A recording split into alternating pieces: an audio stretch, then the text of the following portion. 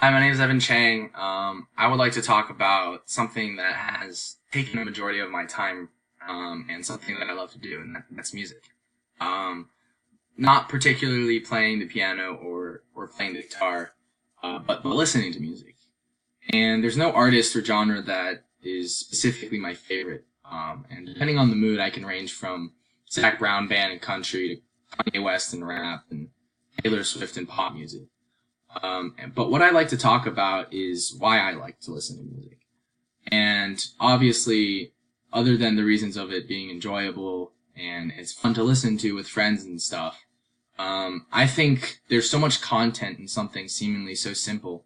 And I think it's fascinating that as humans we can connect to different sounds through emotions, and that's what is amazing to me. And I find myself exploring millions of little stories embedded into each of the songs I listen to. Not only is music a way for me to escape from whatever, but it's also a way of expression. You can fully delve into the evolution of an artist throughout the years by analyzing their songs or their albums, and you can analyze the differences that they have and the meanings that they have. And it's like reading a book, but a more fun and audio version of a book. And so something that I'm proud of, and it might seem kind of weird or kind of stupid, but I'm proud of the fact that I'm the DJ, or I'm the guy at parties with the aux. And I take that as a huge compliment, and an accomplishment, because all my hours of listening to music are rubbing off onto my friends, and I can show them things that they might not have known before, and I can open their minds into things that they can explore themselves.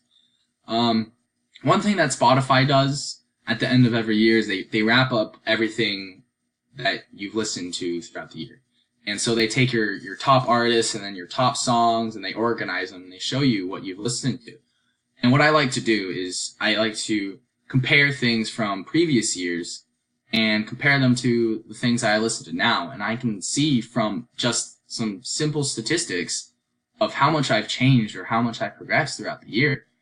And what I've just recently realized with the death of Mac Miller is, as time passes, you grow up with those that you listen to. And the older songs that I listen to can bring me back to the times of elementary school or middle school, and their progression as people can go hand in hand with my progression as a person as well. And so, no matter where I go, I can stick in a pair of earbuds and just reminisce about the past, explore the present, and look forward to the future.